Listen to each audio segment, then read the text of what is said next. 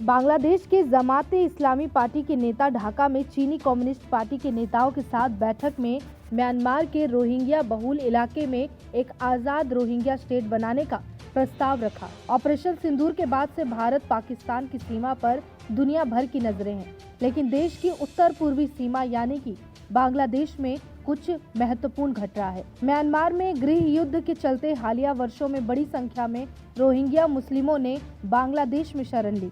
बांग्लादेश रोहिंग्यों की म्यांमार वापसी का रास्ता तलाश रहा है। जमात के उपाध्यक्ष सैयद अब्दुल्ला मोहम्मद ताहिर ने कहा कि बांग्लादेश में लगभग 1.1 से लेकर 1.2 मिलियन रोहिंग्या शरणार्थी अमानवीय परिस्थितियों में रह रहे हैं। जमात के नेता ने ये प्रस्ताव 27 अप्रैल को दिया।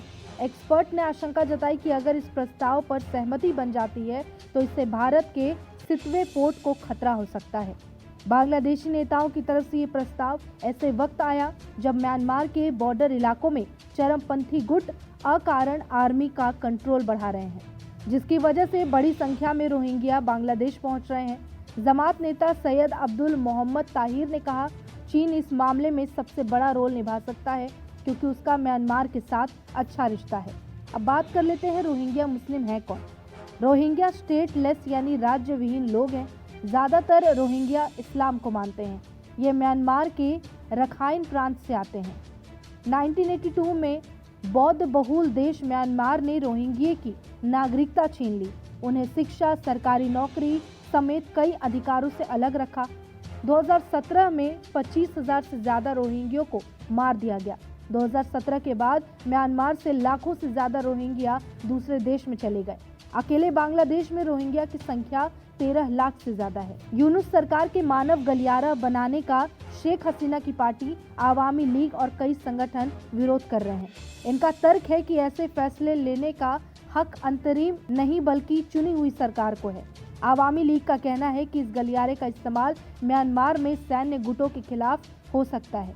बांग्लादेश नेशनलिस्ट पार्टी ने भी इसकी आलोचना की।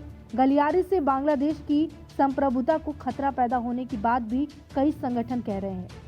भारत ने म्यांमार के साथ अपनी 1640 किलोमीटर लंबी सीमा की सुरक्षा के लिए दोनों पक्षों गुटों और विद्रोही गुटों के साथ बातचीत जारी रखी, लेकिन ये गलियारा भारत की राह मुश्किल करेगा।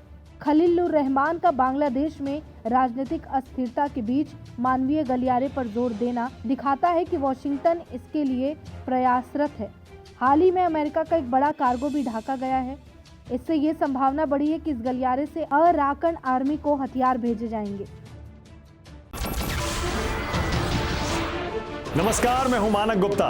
अगर आपको हमारा ये वीडियो पसंद आया हो तो इसे लाइक और शेयर जरूर करें, और हाँ, हमें सब्सक्राइब और फॉलो करना ना भूलें ताकि आप देश और दुनिया की कोई खबर मिस ना करें। तो जुड़े रहिए हमारे साथ और देखते रहिए न्यूज़ 24।